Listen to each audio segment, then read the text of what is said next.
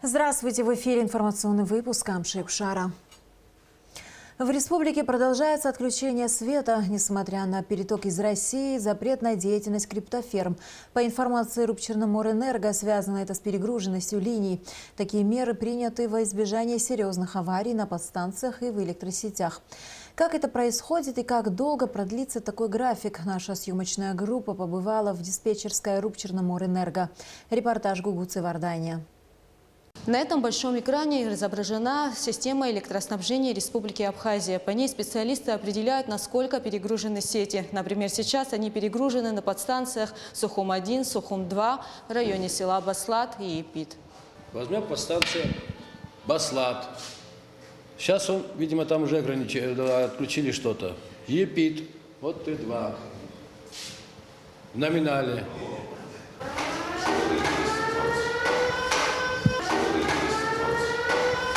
В диспетчерской Черноморэнерго тревожный сигнал. А это значит, что в каком-то из районов республики на подстанции или воздушной линии авария. Произошло отключение электричества. В последние дни эта сирена стала неотъемлемой частью жизни специалистов Черноморэнерго. Она практически не умолкает. На Мысра-Тяга, да? На Мысра, да? Ну все, линию Мысра надо будет обойти сейчас. На этот раз авария произошла на воздушной линии Мысра. На место сразу же выехали специалисты Рубчерноморэнерго. Без подачи электричества на несколько часов осталась западная часть Гудаутского района. Сейчас на данный момент из-за аварии отключены подстанции Мысра-Тяга, подстанция Лыхны, подстанция Гудаута-110 и Гудаута-Тяга Т1. Вот эти подстанции сейчас без напряжения.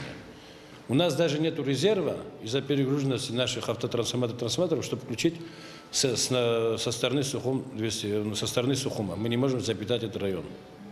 Пока нужно найти, где произошла авария. Выехала же бригада службы линейной. Они обнаружат, ликвидируют. На сегодняшний день часть Абхазии снабжается электроэнергией из Ингургэс, но большая часть посредством перетока из России. Это помогло разгрузить воздушные линии. При этом, по словам специалистов, избежать перегруза на подстанциях не удалось. Дежурные подстанции вынуждены отключать те или иные фидера. Рост тут произошел, скорее всего, в связи с похолоданиями последнюю неделю. Это естественный рост нагрузок. И все знаем причину подключения майнинговых ферм по добыче криптовалют. Но после того, как отключали, же эти работы проводились, это как-то не помогло хотя бы? Помогло, конечно, но не на всех подстанциях. Некоторые подстанции, у нас однотрансформаторные подстанции особенно перегружаются. Отключение света на данном этапе – это вынужденная мера, и другого выхода нет, говорят энергетики. Иначе произойдут серьезные аварии, и без света можно остаться на длительный период. Если не проводить этих отключений, мы просто-напросто не выдержим. У нас подстанции трансформаторные мощности не хватает, и трансформаторы могут выйти из строя. Как я понимаю, у вас графика отключения нет? Графика нету. Это вынужденная мера. Дежурные подстанции вместе с начальником группы подстанции ведут переговоры с РЭСами и отключают те или иные отходящие фидера. Отключение света регулирует начальник группы подстанции вместе с районными электросетями. Диспетчер сообщает, что трансформатор перегружен, и после этого принимаются меры. А все из-за того, что количество потребляемой электроэнергии выросло в разы. Как говорят специалисты, такое количество электроэнергии Абхазия не потребляла никогда.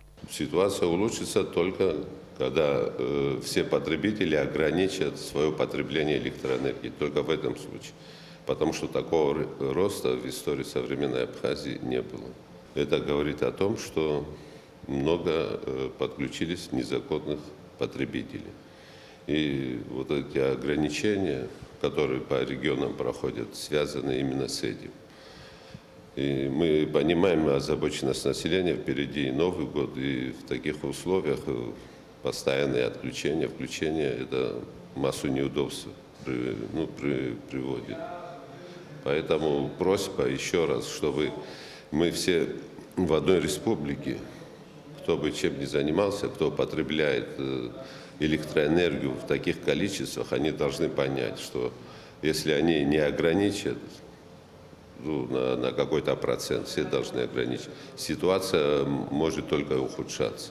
На вопрос, сколько еще продлится незапланированный график отключения света по загруженности сетей, пока нет ответа. Ситуацию в энергосистеме страны сможет улучшить только отключение незаконных потребителей электроэнергии, то есть майнеров. И только тогда свет в домах будет стабильный. Гугуца Бардания и Нала Гухава, Абхазское телевидение. Общественная палата после обсуждения ситуации в образовательной сфере страны выработала соответствующие рекомендации. Главному санитарному врачу республики и общенациональному родительскому комитету рекомендовано разработать план действий по возвращению школ к нормальному учебному процессу с учетом соблюдения всех санитарно-эпидемиологических требований. Также предлагается активизировать работу родительских комитетов школ по контролю за соблюдением мер, предписанных СЭС, повысить ответственность директоров школ за соблюдением санитарно-гигиенического режима, уделяя особое внимание категории учителей зоны риска 60+, а также учителям начальной школы. Главам администрации городов, районов, сел республики и общенациональному родительскому комитету рекомендовано совместно оказывать соответствующую помощь школам и осуществлять должный контроль за соблюдением рекомендаций СЭС. В рамках межправительственного соглашения между Абхазией и Россией в республику завезли последнюю в уходящем году партию химикатов и оборудования для борьбы с коричневым мраморным клопом. Все препараты и техника будут распределены между районами. Репортаж Алики Трапш. Около 200 тонн химических препаратов для лечения растений от мраморного клопа, грибковых и других заболеваний, феромонные ловушки, а также вентиляторные садовые опрыскиватели завезены в республику. Закуп химических препаратов и спецтехники осуществлен в рамках межправительственного соглашения между Абхазией и Россией. Все это вот именно мы получаем по линии соглашения межправительственной. Это вот освоение 130 миллионов. Туда входило и авиационное опрыскивание, которое проводилось, и работу, которую сами МТС проводили, тоже оплачивали из этих средств. Там все по статье указано. Так что это дало, одним словом, я думаю, что вот все это вот повлияло на то, что мы сегодня вот можем сказать, что практически победили эту болезнь вот именно против сельхозкультур. Там не только мраморный клоп, это и белая бабочка, и все, что могло помешать. Металлические вентиляторные садовые опрыскиватели являются универсальным оборудованием, которые предназначены для химической обработки многолетних насаждений путем их опрыскивания. Одна единица техники стоит около 1 миллиона рублей. Сейчас завезли 6 единиц техники, но ожидается еще. Металлические садовые опрыскиватели распределены между районными машино-тракторными станциями. Говоря об общей ситуации по борьбе с коричневым мраморным клопом, Беслан Джопу отметил, что все проведенные мероприятия дали положительный результат. Количество клопов по всей республике сократилось в разы, что дало хорошую урожайность плодовых культур. Этот обильный урожай, который вот за последние 10 лет мы не наблюдали и в плане всех сельхозкультур, не только мандарин, там и орех, и хурма, и фейхоа, и все. Вот здесь на этой территории до сих пор продолжается заготовка сельхозкультур. И так вот около 35 тысяч тонн мандарин только на сегодня уже вывезли с территории Абхазии. Около 2000 тонн орехов. Такого никогда не было. Я думаю, что все это вместе взятое повлияло на такой урожай. И то, что если бы эти мраморный клоп, он в начале года был представлен, вы знаете, какой вот вред он наносил в весеннее время. И слава богу, что вот сегодня мы каким-то образом смогли повлиять, что его практически нет. Все завезенные препараты складируются в камерах-хранилищах Абхазпродэкспорта. Уже весной они будут розданы всем районам и применяться в борьбе с коричневым мраморным клопом. Алика Трапш, Тимур Гугохия, Абхазское телевидение. Эраста Гумава назначен руководителем фонда имени Сергея Васильевича Багапша. Такое решение принято по итогам заседания правления фонда. Ранее возглавлявший фонд Михаил Логу оставил руководство организации в связи с переходом на должность генерального директора Черноморэнерго.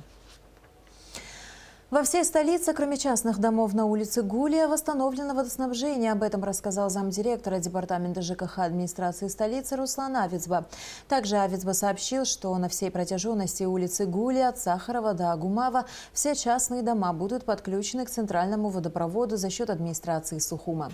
Авицба пояснил, что и раньше все капитальные работы по ремонту существующих сетей проводила подрядная организация, но затем граждане подключали свои домовладения к разводящим сетям самостоятельно. незамедлительно. Но в этот раз, с учетом сложности работы и приближения новогодних праздников, администрация города взяла на себя большую часть расходов, связанных с подключением. Также Авицба рассказал, что в некоторые многоэтажные дома Сухума вода поступает со слабым напором, но в ближайшее время и эта проблема будет решена. В ночь на 24 декабря сотрудники управления контроля за наркотиками совместно с СОБР МВД задержали и водворили в ВВС жителя Сухума Тимура Ахуба, 1972 года рождения. Как сообщается на сайте МВД, последний ведет антиобщественный образ жизни, пропагандируя криминальные понятия и так называемую преступную субкультуру в молодежной среде. По имеющимся оперативным данным, гражданин Ахуба имел преступные намерения дестабилизировать криминогенную обстановку в канун новогодних праздников. Гражданин Ахуба, известный в криминальных кругах как Дин Рид, так называемый вор в законе, ранее судимый, неоднократно привлекался и к административной ответственности за незаконное потребление наркотических средств и психотропных веществ и отказ от медицинского освидетельствования. Министерство внутренних дел Абхазии помогло найти родственника еще одного бойца, погибшего во Второй мировой войне под Керчью. Участковые уполномоченные милиции Абхазии установили место жительства родного племянника зенитного пулеметчика Саркиса Малхасяна, который был убит в 1942 году. Репортаж пресс-службы МВД. Все дальше вглубь истории уходят героические и трагические события Великой Отечественной войны, но живут в нашей памяти именно тех, кто ценой своей жизни отстояли свободу и независимость Родины. В Абхазии при содействии Министерства внутренних дел республики проводится международный военно-патриотический проект «Возвращение имени». Многие годы лидер проекта Григорий Скворцов, организации и волонтеры многих стран занимаются увековечением памяти о тех, кто стал узником немецкого фашизма, погиб в концлагерях для советских военнопленных. Мы продолжаем серию репортажей о поиске бойцов, пропавших без вести во время Великой Отечественной войны. Солдаты и офицеры из Абхазии воевали также в составе Крымского фронта. Найдены те, кто героически сражался за освобождение Керченского полуострова в мае 1942 года. Благодаря архивным документам адресного бюро МВД установлены имена и адреса родных погибших и без вести пропавших бойцов из Абхазии.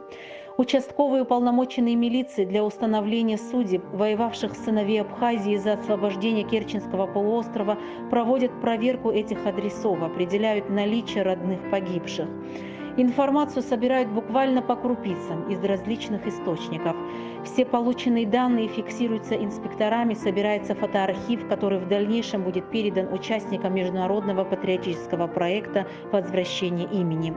Участковые уполномоченные милиции установили, что в селе Яштуха проживает родной племянник зенитного пулеметчика Саркиса Малхасян. Он поделился сохранившимися снимками с фронта и воспоминаниями о родном брате своего отца. Как нам известно, ваш дядя Малхасян Саркис Осипович, 1922 года рождения, был призван из села Верхняя Яштуха. Он являлся зенитным пулеметчиком.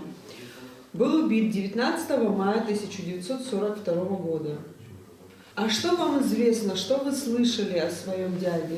Одни рассказывали, что их до Керчи встретились с ними в Туапсе. Оттуда одним туда отправили, другим туда, разъехались. Потом нам сказали, пришел черная бумага, так, без известия пропавший. Пару писем было, и все, на этом все закончилось. Вот фотографии брали, писали туда-сюда, ну нету и нет.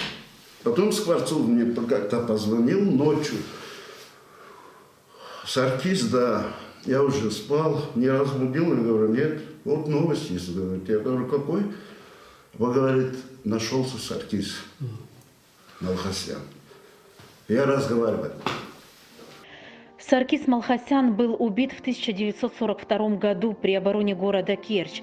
Родственникам лишь известно, что могила находится в селе Жуковка Республики Крым. В адрес проекта «Возвращение имени» с 2018 года по настоящее время обратилось более 100 семей из Абхазии, чьи родные пропали без вести из-за сражений весной 1942 года под Керчью.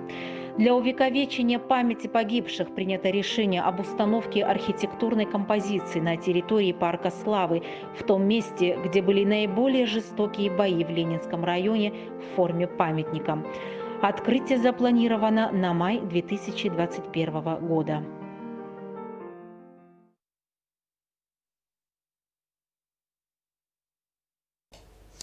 В преддверии Нового года Торгово-промышленная палата Абхазии провела ежегодную благотворительную акцию. Учащимся Сухумского лицея-интерната были вручены подарки, сладкие наборы с игрушками. Подробности в репортаже Эсмы Гуланзе.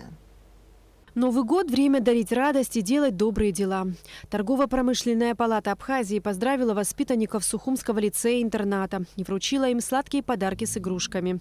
Из-за коронавирусных ограничений устроить шумный праздник, как в предыдущие годы, не удалось. Но встреча все равно получилась теплой и радостной. Любишь подарки? Да. Откроешь свой подарочек сегодняшний, да? Да. Что ты хочешь на Новый год пожелать своим друзьям?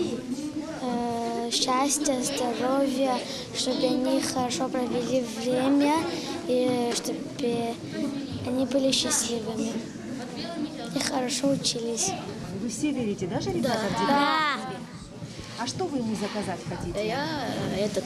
Я такой специальный шар, где там домик какой-то, ты трясешь, и там снег такой идет, я не знаю, такой шар. Можно я скажу? Да, Моя фамилия Омья, имя Гена. В 4 классе. Хочу заказать у дедушки моего сайт свайпа. Нового года, который вышел. Я себе хочу, игрушку. Не знаю пока что. А что у вас там внутри лежит? Шоколадки, киндер. Некоторые детишки порадовали гостей стихами, посвященными приближающемуся празднику. Я Ташу штец насыпаша амана, аткерияс харучно, бич хакур хосна, бичем шин курына, бич эйтрак вахзыва пхан вахза, чаны бзева, чаны бзева, чаны бзева. Всего в лицее-интернате учится 191 ребенок. Для соблюдения санитарно-эпидемиологических ограничений на встречу пришли только дети 3 и 4 классов, их родители и сотрудники лицея. Благодарим руководство торгово-промышленной палаты, которое в такое непростое время выделило время, возможность сделать такую гуманитарную акцию. Огромная благодарность. В канун Нового года для наших детишек это очень важно. Связь с детьми у нас сохранялась все эти дни, но сегодня для них очень торжественный этот праздник устроили вы. И вообще мы придерживаемся, и вы в том числе, такого правила, что для детей никогда нельзя жалеть 2 вещи. Это время и любовь. Это я сегодня заметила в ваших действиях, в вашей акции. Спасибо большое. 5-й год Торгово-промышленная палата Абхазии проводит подобные мероприятия. Дарит подарки детям из разных районов республики, а также организовывает для них развлечения. В этом году в связи с пандемией, введенными ограничениями, мы вынуждены несколько изменить обычный формат поздравления. Мы не можем, так как раньше, привозить детей в столицу, организовывать им посещение детских развлекательных центров, елочных мероприятий, прогулок по городу. И руководство палаты приняло в этой связи решение самим посетить и поздравить всех учащихся Абхазского государственного лицея-интерната. В связи с введенным графиком обучения мы, к сожалению, сегодня можем вручить подарки только ученикам 3-4 классов, но подарки приготовлены для всех. Внимание и поздравления получат все детки. В конце встречи дети дружным хором поблагодарили сотрудников торгово-промышленной палаты. Эсма Гуланзе, Тамас Чиковани, Абхазское телевидение. На протяжении 5 лет Торгово-промышленная палата Абхазии в преддверии Нового года отправляет в Москву своим российским коллегам 3 тонны мандаринов. ТПП России, в свою очередь, передает подарки из Абхазии воспитанникам детских домов, находящихся под опекой благотворительного фонда «Центр помощи беспризорным детям» имени Евгения Примакова. В ТПП считают, что такая поддержка необходима всем детям, оставшимся без родителей или по иной причине находящимся в детских домах. В завершении выпуска о погоде. По сообщению синоптиков, в пятницу в Абхазии ожидается переменная облачность без осадков. Температура воздуха ночью минус 1,4, днем 6-11 градусов. Температура морской воды 12 градусов.